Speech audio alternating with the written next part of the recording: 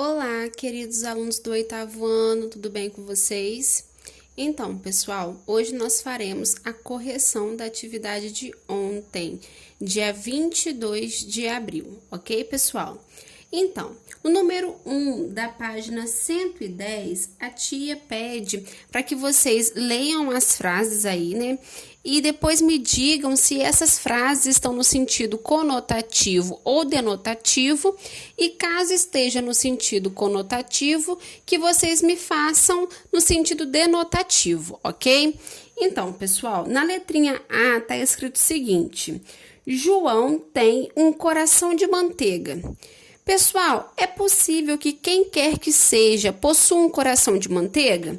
Não, não é possível. Se, literalmente falando, isso não é possível, sinal que essa frase está no seu sentido conotativo, não está no seu sentido literal, ok? Se você for no dicionário e pesquisar o sentido de coração, o sentido de manteiga, você verá que não é possível formar essa combinação aqui que está em negrito.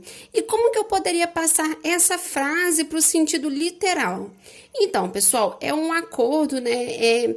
É combinado que a gente fale, né? Que a pessoa tem um coração de manteiga quando a pessoa se comove com facilidade, quando a pessoa é mais sensível, a pessoa tem hábito de chorar e tudo mais. Então, a gente só pode substituir aqui escrevendo: João se comove com facilidade.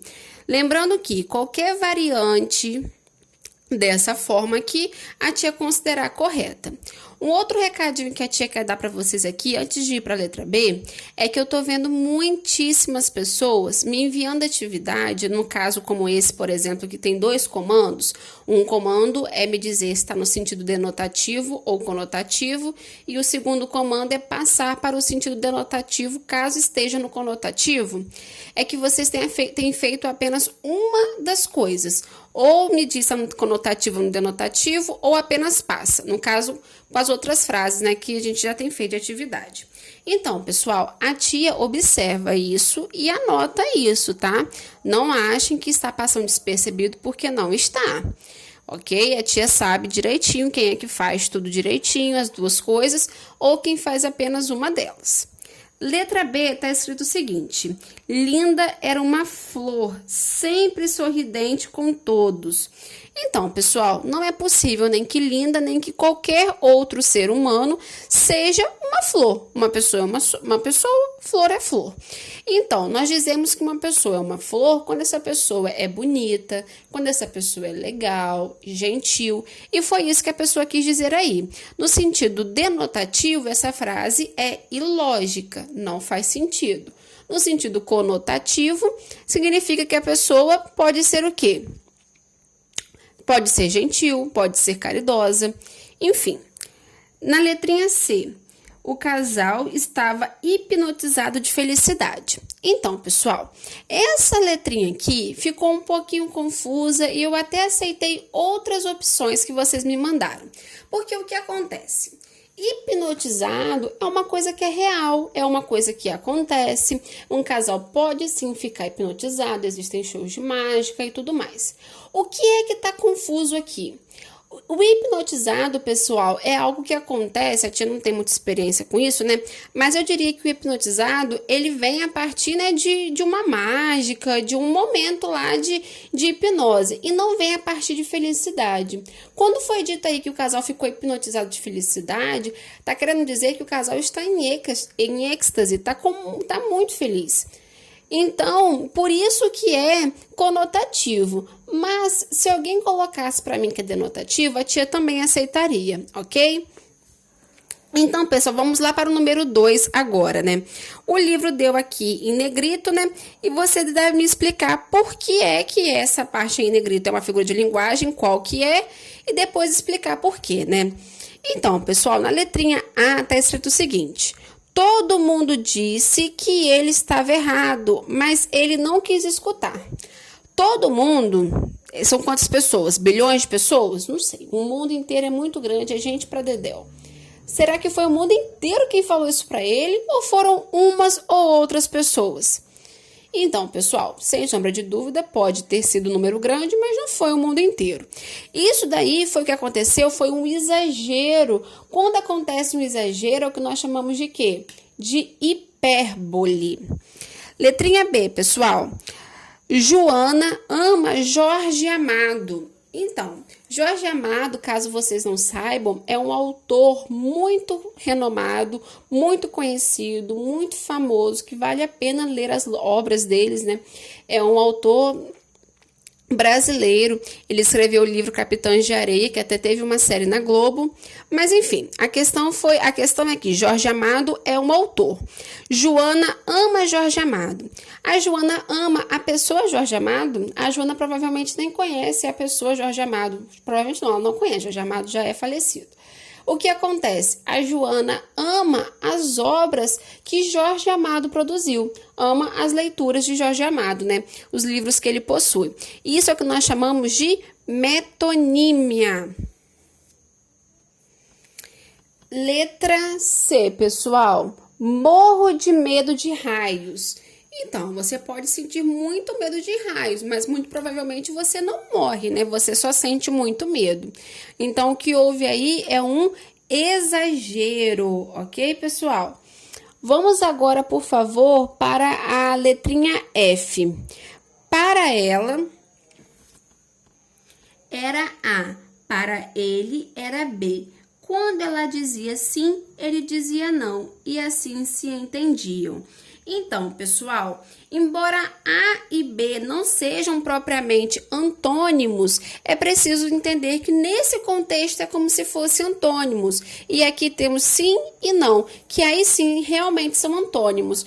Então, pessoal, antônimo, e lembrem-se da palavra antítese.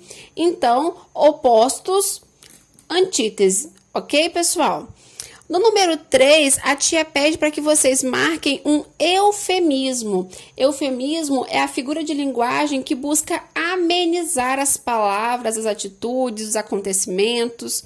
Então, na letrinha A está escrito o seguinte: saltava como um coelho.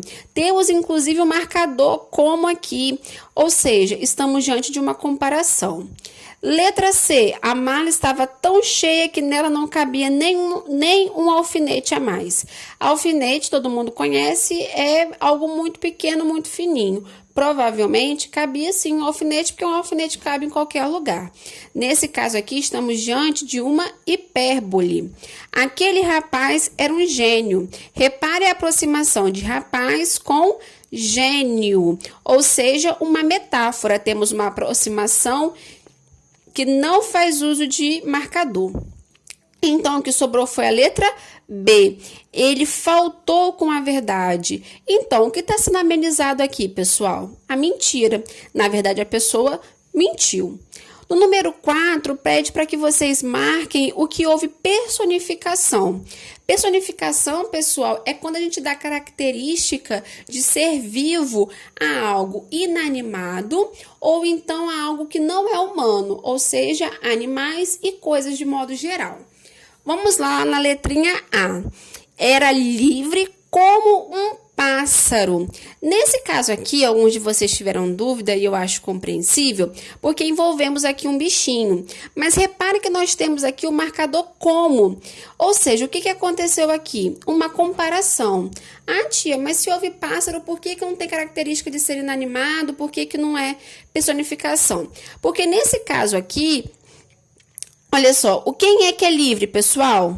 O pássaro. E quem é que está tendo a característica do pássaro? O ser humano. É o processo inverso da personificação, ok? Aí, na letra C e na letra D, é bem diferente. Ó, a menina era um doce.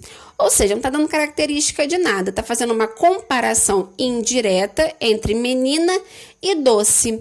E aí está acontecendo o quê? Uma metáfora, não há atribuição de alguma coisa que é viva, que é pensante, a um ser que não é pensante. Chorei rios por causa daquela perda. É muito impossível que uma pessoa chore a ponto de formar um rio, né? É uma hipérbole. A coruja chorava a falta dos filhotes. Então, pessoal, a coruja, como sendo um bichinho, por mais que ela chore, ela não vai ter o sentimento de falta, o sentimento sentimento de angústia, ok? Então, atribuiu aqui a coruja, que no caso é um ser não pensante, um animal, características de seres pensantes, nós humanos, que é o choro e o sentimento de falta. Aqui agora, pessoal, vamos para a nossa última página, que é a página 112. Primeiro, a gente pede para que vocês marquem uma característica da crônica, né? A melhor definição da crônica. E a melhor definição é que aparece na letrinha C, que trata um gênero cotidiano e da atualidade de maneira simples. Ok, pessoal? A crônica não é sempre poética, pode ser de ter uma crônica poética, mas não é uma característica marcante nela, né? Não apresenta linguagem complexa, pelo contrário, a linguagem é bem simples, principalmente por se tratar de algo cotidiano, né? Então não faz sentido. Trata somente de temas próprios de literatura, como o amor. Não, a crônica trata principalmente de temas o quê? Atuais, do dia a dia de cada um.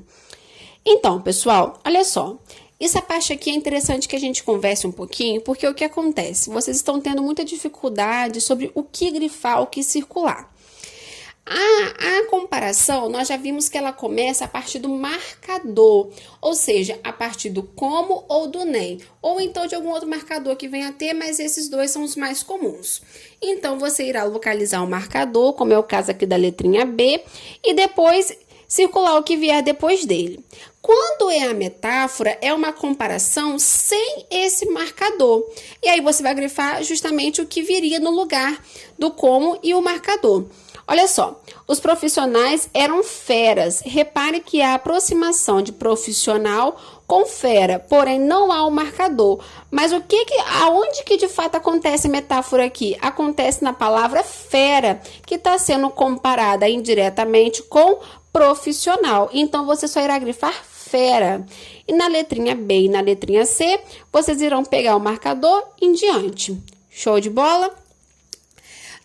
Na número 3, perdão, pessoal, olha só, pede para que a gente analise a linguagem não verbal, ou seja, toda a figura que está acontecendo aqui, né? E aí, para a gente dizer se está tendo uma personificação do sapo, se o sapo está tendo uma atitude que é comum ao meio humano. E aí a gente vê que o sapo está aqui de boas, com uns olharezinhos meio estranhos, e depois ele começa a imaginar uma camisa cheia de sapo, né? Então, sabendo que a imaginação é um ato humano, podemos dizer que aqui o sapo teve um momento de personificação em que ele agiu como se fosse um humano? Sim, pelo ato de imaginar, de pensar. Ok, pessoal? No número 4, a tia pede para que vocês marquem a opção em que apresenta uma metonímia. Então, a metonímia é aquela parte que é uma substituição por proximidade. Olha só, passaram dias e noites sem dormir. Talvez isso seja uma hipérbole, precisávamos ver o contexto em que ela está inserida, né? Mas a questão é que não há nenhuma substituição. Faz anos que não durmo direito. Isso aqui tá com cara daquela tia nossa que inventa um monte de doença que na verdade não é bem verdade assim, né? Que tá lotada de exagero. Letrinha D, ela tinha uma memória de elefante, outro exagero. Aí na letrinha C, pense, use a cabeça. Quando nós vamos pensar, nós usamos a cabeça, pessoal? Não, nós usamos nossos neurônios, nossa mente, nosso cérebro, mas não é a cabeça portador de nariz, boca, orelha, olho que vai pensar, né? Então, aí na letrinha C, houve uma metonímia. Pessoal, espero que vocês tenham entendido bastante conteúdo e se não, a tia está disponível. Um beijo!